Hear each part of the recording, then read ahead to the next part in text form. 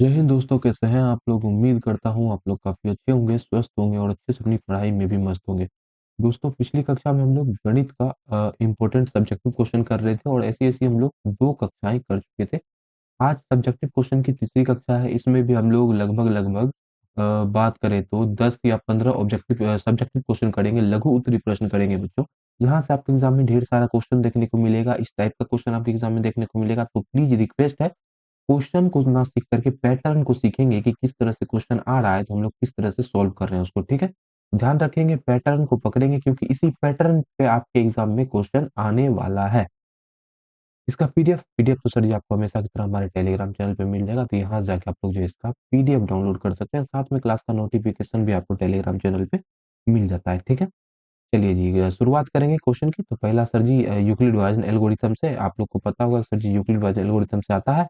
तो वही a बराबर बी क्यू प्लस 8 तरीके से हल करते हैं। यूक्लिड डिवीजन एल्गोरिथम का प्रयोग करके 272 और 110 32 का एचसीएफ निकालना है। यूक्लिड डिवीजन एल्गोरिथम क्या होता है जी? ये तो सर जी a बराबर बी क्यू प्लस का आर होता है। यही होता है कि नहीं होता है? बिल्कुल होता है। अच्छा, इसको करने के लिए हम लोग क्या करते हैं सर जी? भाग देते हैं ना, छोटा से 272 से 10 32 में भाग देंगे। देंगे कि नहीं देंगे? अरे सर जी बिल्कुल देंगे। कितना बार में खाएगा जी? 4 बार में 28 4 दूना 8 7 चौके 28 4 बार में खा लेगा। 4 बार में कितना आएगा? 4 दूना 8 7 चौके 28 की अरे भैया 4 बार में तो बहुत ज़्यादा आ गया, 3 बार में खाएगा।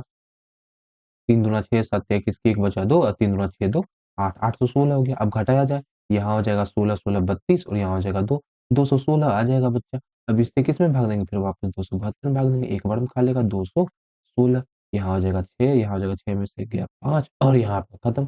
56 से फिर किसमें भाग देंगे? 516 में भाग देंगे। कितना बार में लगेगा? 4 बार में नहीं लगेगा, 3 बार में ही लगाना पड़ेगा। 6 तिया 18 की 8 बचा 1 5 तिया 15 1 16 घटाएँगे तो कितना आएगा जी? यहाँ आ जाएगा आपका 8 और 16 क्या लिख दिया मैंने?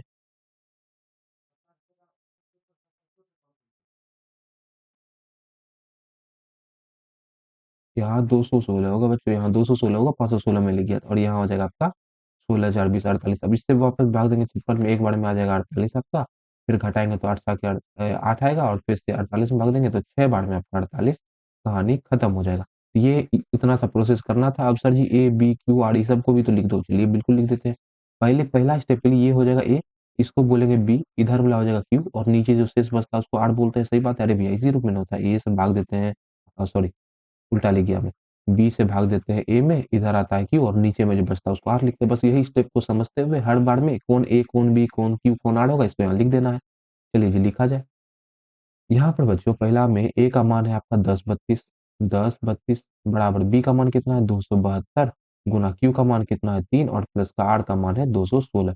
फिर दूसरा स्टेप में आ जाइए, ऊपर वाला को भूल जाइए सर जी, नीचे वाला ये वाला बी हो जाएगा आपका, जिसमें भाग दी ये ए हो जाएगा, इधर क्यू हो जाएगा और नीचे जो बचा वो आर हो जाएगा। इसी तरह अब हो जाएगा 272 बराबर 216 गुना 1 प्लस का 56 हो जाएगा कि नहीं हो जाएगा? इसी तरह फिर हो जाएगा आपका 216 बराबर 56 गुना 3 और प्लस का 48। इसी तरह फिर 56 को लिखेंगे 48 गुना 1 प्लस का 8, फिर 48 को लिखेंगे 8 गुना 6 प्लस का 0 और जहाँ पर r आपका 0 आ जाता है, वहाँ पर एचसीएफ आपका वही होता है जो आपका b का वैल्यू होता है। यहाँ पर बी का जगह क्या लिखा हुआ है? देखिए बी ई वाला लाइन है ना बी का, तो बी की जगह सर जी यहाँ पर 8 लिखा हुआ है, तो इसका कितना हो जाएगा? 8 हो जाएगा। तो ये हो गया इसका आंसर, ठीक है? चलिए अगला क्वेश्चन देखते हैं। अगला है कि 15 और 40 का एलसीएम और एचसीएफ निकालें। अब इसमें कौन आपको विधि ने बोला है कि सर जी आप इसी विधि से बनाइए, आप जो है क्या बोलते हैं यूक्लिड डिवीजन एल्गोरिथम से बताइए। तो इसमें अपन जनरल विधि से बना लेंगे अभाज्य गुणनखंड से, ठीक है? तो सर जी 15 को हम लोग लिख सकते हैं 3 अब बचे 15 और 40 को हम लोग लिख सकते हैं 2 दूना 4 दूना 8 पंचे 40, ये लिख सकते हैं। चलिए अब एलसीएम देखें, पहले एचसीएफ देखें। एचसीएफ कितना हो जाएगा जी? एचसीएफ वही होगा जो दोनों में कॉमन होगा सर जी, 5 5 दोनों जगह है तो 5 इसका एचसीएफ हो जाएगा। एलसीएम की बात करें तो सर जी 5 को एक बार लिखो जो दोनों में है, बाकी सबको भी एक बार लिखना पड़ेगा। 3 गुना 2 गुना 2 गुना 2 तो कितना हो गया जी? 5 या 15 दूना 30 दूना 5 या 15 दूना 30 दूना 60 दूना 120, तो इसका एलसीएम कितना हो जाएगा? 120 और एचसीएफ कितना हो जाएगा? 5 हो जाएगा बच्चा। तो यही जो है इसका मतलब सही जवाब हो जाएगा। चलिए अगला देखते हैं। अगला है 54 और 336 का एलसीएम एचसीएफ निकालें। इसको भी उसी तरीके से निकालेंगे। तो सर जी 54 का अभाज्य गुणनखंड करें जब, तो 54 कितना होगा जी? ये आपका चला जाएगा 2 से 27 गुना 54, 3 से चला जाएगा 9 तिहाई 27, 3 से चला जाएगा 3 तिहाई 9। यहाँ से आपका 54 बराबर कितना हो गया, 54 को लिख सकते हैं 2 गुना 3 गुना 3 गुना 3। इसी तरह 336 को भी करना पड़ेगा। 336 को क्या लिखेंगे जी, पहले 2 से खिलाया जाए, ये हो जाएगा आपका 16 दूना 32, 8 दूना 16, हाँ 16 दूना 32, 8 दूना 16। फिर इसको 2 से खिलाएंगे तो 8 दूना 16, 4 दूना 8। फिर 2 से खिलाएंगे तो 4 दूना 8, 2 दूना 4। फिर 2 से खिलाएंगे तो सर जी आपका 21 बार में चला जाएगा, 3 से आपका 7 बार में चला जाएगा। 7 21 दूना 42 दूना 84 दूना 168 दूना 336, चलिए बिल्कुल सही है। अब इसको देखा जाए 336 को क्या लिखेंगे, 2 गुना 2 गुना 2 गुना 2। 4 बार 2 है, 1 बार 3 है, 1 बार 7 है। अब देखिए, अब इसका क्या निकालना है सर जी, अब इसका हम लोगों को एचसीएफ निकालना है। एचसीएफ क्या होगा, जो दोनों में होगा। तो दोनों में कौन कौन है जी, तो दोनों में देखा जाए सर जी, ये वाला 2 तो दोनों में मिल रहा है। अच्छा, 1 3 भी आपका दोनों में मिल रहा है, यहाँ देखो 1 3 भी आपका दोनों में मिल रहा है। और कुछ है दोनों में सर जी, और कुछ नहीं है, तो बस यही हो जाएगा 2 गुना का 3 कितना हो गया, एचसीएफ इसका 2 तिया 6 हो जाएगा। अब एलसीएम की बात करें, एलसीएम में सर जी ये जो 2 है, जो दोनों में है उसको एक बार लिखो, इधर भी जो 3 है दोनों में उसको एक बार लिखो, बाकी सबको भी एक एक बार लिखो। 3 गुना 3 गुना 2 गुना 2 गुना 2 और गुना का 7।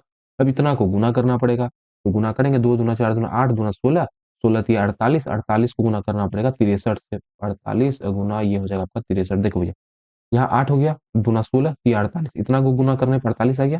7 तिया 21, 21 को 3 से गुना करेंगे तो 63 हो जाएगा। इन दोनों को गुना करके लिखना पड़ेगा। 8 तिया 24 बचा 2, 4 तिया 12 2 14, 6 8 छाके 48 बचा 4 और 6 चौके 24 4 28, 4 8 4 12 की 2 बचा 1, 8 1 2 16 बचा 1 2 1 3। तो इसका जो है बच्चा 30 24, इसका बात करें तो 30 24 जो है इसका एलसीएम निकल जाएगा। यही जो है इसका बिल्कुल राइट आंसर हो जाएगा। एक बार कैलकुलेशन देख लेंगे सभी कोई। मेरे हिसाब से तो बिल्कुल बिल्कुल बिल्कुल बिल्कुल सही होना चाहिए जी, बिल्कुल। चलिए अगला क्वेश्चन देखते हैं। अगला है कि आपको शून्यक दे रखा है एक्स स्क्वायर माइनस का 2x माइनस का 8, इसका बहुपद दे रखा है, इसका शून्यक निकालना है। बिल्कुल आसान है, शून्यक निकालना तो बिल्कुल आसान है बच्चा। शून्यक कैसे निकालेंगे, 8 का अभाज्य गुणनखंड करेंगे पहले, तो इसको 0 के बराबर करेंगे तो ये हो जाएगा एक्स स्क्वायर माइनस का 2x माइनस का 8 बराबर के 0 हो जाएगा। पहली बात तो ये हो जाएगा, इसको 0 के बराबर करना है, शून्यक निकालना है तो। उसके बाद 8 का अगर अभाज्य गुणनखंड करेंगे तो सर जी 2 से 4 बार में चला जाएगा। अब देखो 4 में 2 घटा देंगे तो -2 आएगा, नहीं सर जी +2 आ जाएगा। तो 2 में 4 घटा देंगे तो सर जी तो -2 आ जाएगा। तो हम लोग ये -2x को लिखेंगे माइनस का 2x और प्लस का सॉरी उल्टा लिख दिया मैं, प्लस का 2x और माइनस का 4x। अब भैया माइनस का 2x आ जाएगा कि नहीं आ जाएगा, बिल्कुल आ जाएगा। तो बस वही आप लिखेंगे एक्स स्क्वायर, यहाँ लिखेंगे प्लस का 2x और इधर हो जाएगा माइनस का 4x और माइनस का 8। अब बताओ 2x में से 4x घटा देंगे, माइनस का 2x आ जाएगा। एक्स यहाँ भी कॉमन, एक्स कॉमन ले लिए तो यहाँ बचा एक्स प्लस का 2। यहाँ पर -4 कॉमन तो इधर भी बचेगा एक्स प्लस का 2 और बराबर का इधर 0 है। एक्स प्लस का 2 दोनों जगह, एक्स प्लस का 2 कॉमन ले लेंगे। जब इधर से निकालेंगे सर जी इधर एक्स बचेगा, इधर से निकालेंगे तो -4 बचेगा बराबर का 0। तो दोनों गुना को 0 के बराबर है तो एक बार एक्स प्लस 2 को 0 के बराबर करेंगे, एक्स बराबर आपका -2 निकल जाएगा। इसी तरह एक्स माइनस 4 को 0 के बराबर करेंगे तो एक्स बराबर आपका प्लस का 4 निकल जाएगा। हो गया, शून्य निकालना बिल्कुल आसान था। अगला देखो, इसका शून्यक निकालना है, सेम तरीका। इसको सर जी एक्स स्क्वायर प्लस का 7x प्लस का 10, इसको हम लोग 0 के बराबर करेंगे तो फिर हमको 10 का अभाज्य गुणनखंड करना पड़ेगा, तो 2 से 5 बार में चला जाएगा। अब इन दोनों को गुना जोड़ करके हमको 7 पुराना है, बिल्कुल 5 2 7 पुर जाएगा। 7 को लिख सकते हैं एक्स स्क्वायर प्लस का 2x प्लस का 5x और प्लस का 10 बराबर हो जाएगा 0 के। यहाँ भी x है, यहाँ भी x है, x कॉमन ले लेंगे तो इधर बचेगा x, इधर बचेगा 2। इसी तरह यहाँ पर 5 है तो इधर बचेगा x और इधर बचेगा 5 से 10 में भाग देंगे तो 2 बराबर को 0। अच्छा, x प्लस 2 दोनों जगह है तो x प्लस 2 कॉमन हो जाएगा। तो सर जी इधर बचेगा x और यहाँ पर आपका ये वाला 5 बच जाएगा बराबर हो जाएगा 0 के। दोनों गुना होकर 0 के बराबर, तो एक बार इसको 0 के बराबर करेंगे तो x बराबर आपका माइनस का 2 निकल जाएगा। x प्लस 5 को 0 के बराबर करेंगे तो x बराबर आपका माइनस का 5 निकल जाएगा। बहुपद निकालना इतना आसान है। हाँ जी, इसका भी आपको बहुपद ही निकालना है और शून्यक का योग और गुणनफल भी ज्ञात करना है। मतलब शून्यक का योग को हम लोग अल्फा प्लस बीटा लिखते हैं और शून्य का गुणनफल को हम लोग अल्फा इंटू बीटा लिखते हैं। पता है कि नहीं पता, इसको भी निकालना है। चलिए जी, बनाते हैं। क्या है, 2x² प्लस का 10x प्लस का 12 दे रखा है, शून्य निकालने के लिए 0 के बराबर। दोनों मतलब 2 कॉमन ही ले लेते हैं, 2 कॉमन ले लेते हैं तो इधर हो जाएगा आपका x² प्लस का यहाँ हो जाएगा आपका 5x प्लस का यहाँ हो जाएगा आपका 6 बराबर का 0 के। अब देखिए 2 इधर गुना में, उधर जाकर भाग में, बराबर गुण 0 में यदि 2 से भाग देंगे तो आंसर कितना आएगा, 0 आएगा। तो इधर 5x प्लस का 6 ये ऐसे रह जाएगा। अब 6 को तोड़ेंगे तो 2 तिहाई 6, 2 में 3 जोड़ देंगे तो 5, मतलब इसको ऐसे लिख सकते हैं x² प्लस का 2x प्लस का 3x प्लस का 6 बराबर 0। अब देखिए यहाँ x कॉमन लेंगे तो यहाँ x प्लस का 2 बच जाएगा, और इधर अगर 3 कॉमन ले लेंगे तो इधर बचेगा 3, x प्लस का 3 दूना 6। तो इसको जब x प्लस 2 यहाँ से कॉमन ले लेंगे सर जी, इधर x प्लस का 3 बच जाएगा बराबर 0। अच्छा, दोनों को गुना करने के बाद 0 के बराबर है, मतलब या तो x प्लस 2 0 होगा, x का मान यहाँ से -2 निकल जाएगा, या तो आपका x प्लस 3 0 के बराबर होगा, x का मान यहाँ से -3 निकल जाएगा। यही आपका अल्फा बीटा होता है। ठीक है। अच्छा, अब बोला क्या, शून्य का योग मतलब अल्फा प्लस बीटा निकालने, तो निकाल देते हैं। अल्फा प्लस बीटा का सूत्र -b/a होता है। अब पकड़ लो जी, यहाँ b का मान कितना है 10, अब माइनस का 10 लिखना है, काहे कि सूत्र में माइनस है, और a का मान है 2, कट जाएगा कितना बार है 5 बार में। Alpha into beta, alpha plus beta कितना निकल गया -5। अल्फा इंटू बीटा निकाले सर जी, c/a का a होता है। तो c का मान कितना है सर जी, यहाँ c का मान 12 है तो यहाँ लिख दो 12, a का मान 2 है तो 2, कट जाएगा कितना बार में 6 बार में। अल्फा इंटू बीटा कितना कितना निकल गया, 6 निकल गया। यही चीज आप लोगों को निकाल निकाल के दिखाना था।